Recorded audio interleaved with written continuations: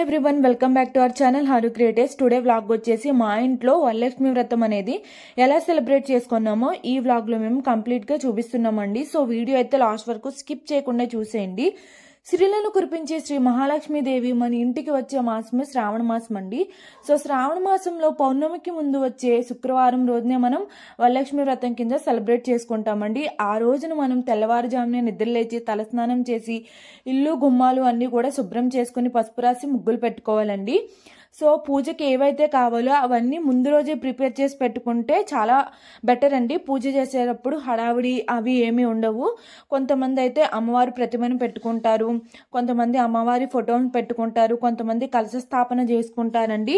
So అమ్మవారి బొమ్మని ఎవరైతే పెట్టుకుంటున్నారో సో వాళ్ళైతే శారీ డ్రాప్ చేసుకుని పెట్టుకుంటే ముందు రోజే నెక్స్ట్ రోజుకి మనకి టైం సేవ్ అవుతుందండి. సో ఇక్కడ నేనైతే నైవేద్యాలు ప్రిపేర్ చేసుకుంటున్నాను. సో అమ్మవారికి ఇష్టమైన నైవేద్యాలండి. సో ఫస్ట్ అయితే పులిహార చేసుకున్నాను, దద్దోజనం చేసుకుంటున్నానండి ఇప్పుడు.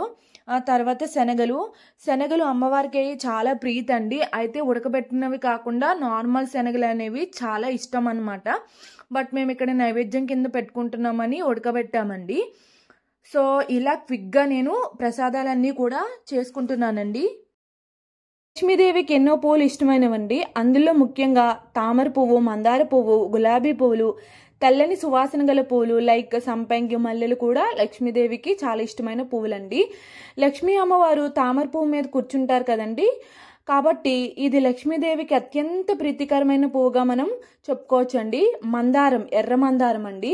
ఎరుపు మందార పువ్వులు లక్ష్మీదేవికి చాలా ఇష్టమైనవండి. గులాబీ పువ్వులు కూడా లక్ష్మీదేవికి చాలా ఇష్టమైనవిగా మనం భావిస్తారండి. సో సంపంగి, తెల్లని సంపంగి పూలు లక్ష్మీదేవికి ప్రీతికరమైనవి. తెల్లని మల్లెలు కూడా లక్ష్మికి ఇష్టమైనవిగా చెప్తారండి. సో పాలు, పెరుగు, వెన్న ఇవి లక్ష్మీదేవికి ప్రీతికరమైనవిగా భావిస్తారు. బెల్లంతో చేసిన వంటకాలు కూడా లక్ష్మీదేవికి నైవేద్యంగా సమర్పిస్తారండి. సో పళ్ళు, ముఖ్యంగా అరటిపళ్ళు, దానిమ్మ పళ్ళు లక్ష్మీదేవికి నైవేద్యంగా పెడతారు. పాయసం వచ్చేసి తీపి పదార్థాలు లక్ష్మీదేవికి ఎంతో ప్రీతికరమైనవండి.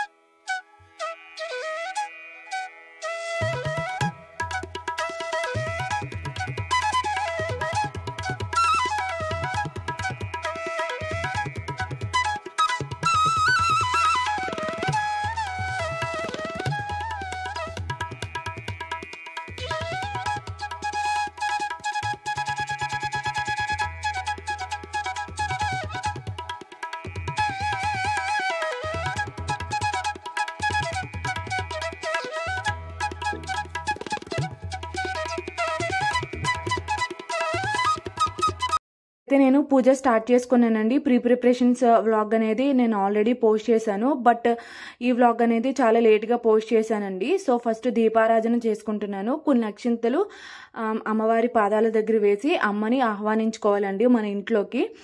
తర్వాత విఘ్నేశ్వర స్వామి పూజ చేసుకోవాలండి. ఫస్ట్ వరలక్ష్మి వ్రతం అప్పుడు కూడా మనం ముందుగా విఘ్నేశ్వర స్వామిని కొలుచుకున్న తర్వాతే వేరే దేవుళ్ళని మనం పూజించాలన్నమాట. సో తర్వాత అమ్మవారికి ధూపం, దీపం అన్నీ పెట్టేశానండి. నైవేద్యాలు అవి కూడా సమర్పించేసి అప్పుడు నేను వరలక్ష్మి వ్రతం అనేది చదవడం మొదలు పెట్టానండి.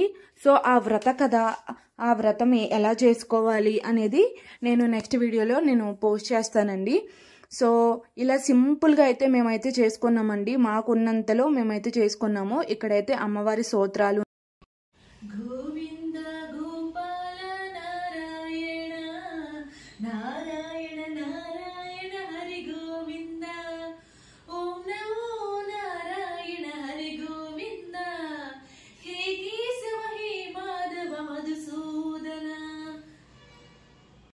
పూజ అయితే కంప్లీట్ అయిపోయిందండి. ఇక్కడ నేనైతే అమ్మవారిని మనస్ఫూర్తిగా కోరుకుంటున్నాను అనమాట, మాకు ఎప్పుడు మంచి జరగాలని చెప్పేసి. సో నెక్స్ట్ వచ్చేసి ఈ కింద ఉన్న అమ్మవారు ఎప్పుడు మేము రెగ్యులర్గా పూజ చేసుకునే అమ్మవారండి. సో ఆవిడకి కూడా అష్టోత్తర నామావళి కూడా చదువుతున్నాను. పసుపుతో గౌరమ్మని వినాయకుడిని చేసుకుంటామండి. ఫస్ట్ వినాయకుడు గౌరమ్మ పూజ అయిన తర్వాత వరలక్ష్మి వ్రతం అనేది నేను చదువుతాను. సో ఎవరైతే ఈ మాసంలో అమ్మవారి మీద భక్తి శ్రద్ధలతో పూజిస్తారో సో వారికి అమ్మవారి కృపా కటాక్షాలు ఎల్లవేళలా ఉంటాయండి.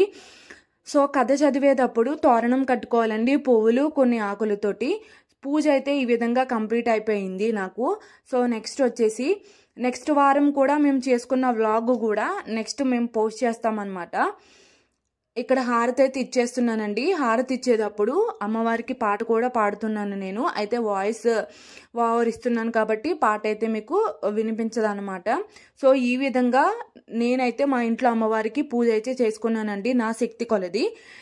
మీకు ఎలా నచ్చిందో మా పూజా విధానం అనేది కామెంట్స్ రూపంలో తెలియజేయండి. అలానే మేము చిన్నపిల్లలం కదా, ఏదైనా చిన్న చిన్న మిస్టేక్స్ ఉన్నా అమ్మవారు మమ్మల్ని క్షమిస్తారని చెప్పేసి మేము అనుకుంటున్నాము.